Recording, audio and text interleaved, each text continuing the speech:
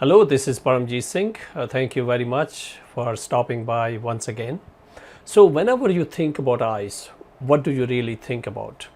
Do you think about eyes as an extension of your being, which allows you to interact with your outside world? Whether you are a poet, a scientist, a professor, a student, we use all the times our eyes to interact with the outside world.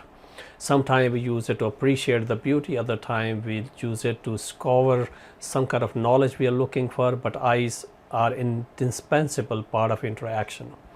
However, one thing we usually don't think about is that eyes have something to do with the stress.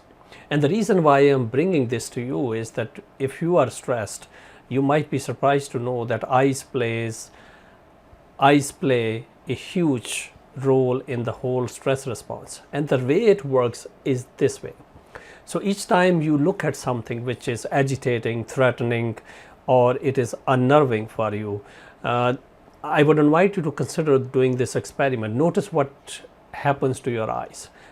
And what mostly is likely to happen is that your pupils are going to dilate, your eyes are going to turn inward through the nose, and that is most likely going to activate the central nervous system, especially the sympathetic nervous system, which is responsible for arousal and stress and all sort of things.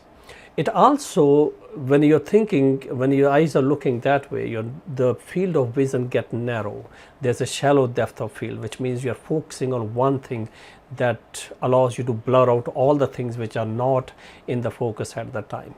And by doing this, eyes plays a huge role in the stress response.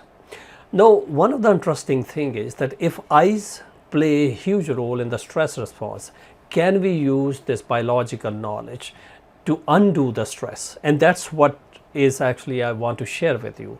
So whenever you're sitting in on the computer and you're looking at the screen for longer period of time, whether you are a student or you're a prof or you're a professional who spend a lot of time these days looking at the screen, you'll most likely notice that your depth of field is very shallow, you're focused, and you're not really paying attention, at least intentionally, to all the things that are happening outside you. And that inevitably contribute to the stress response. However, if we actually use this biological knowledge to our advantage by doing exactly the opposite, so if you get up from your desk and walk outside and you look at the horizon, you will notice exactly opposite happening. By looking at horizon, when you're looking at the panoramic view, you are allowing your eyes to actually move toward the outside. Your pupil will most likely contract, and you will notice that it actually kicks through the circuits, through the brainstem areas, to the areas which in fact induce calmness and decrease arousal. So beyond this techno mumbo jumbo, the practical tip here is that whenever you are sitting for a long period of time in the front of a computer, or you have been focused on something, that inevitably is going to contribute to the way you experience stress.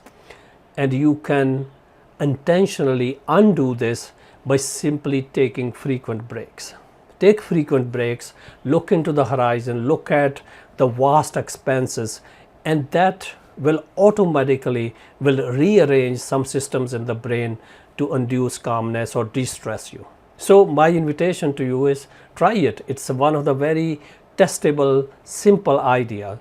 All you have to do is get off your desk or your computer or your television and just look into the horizon.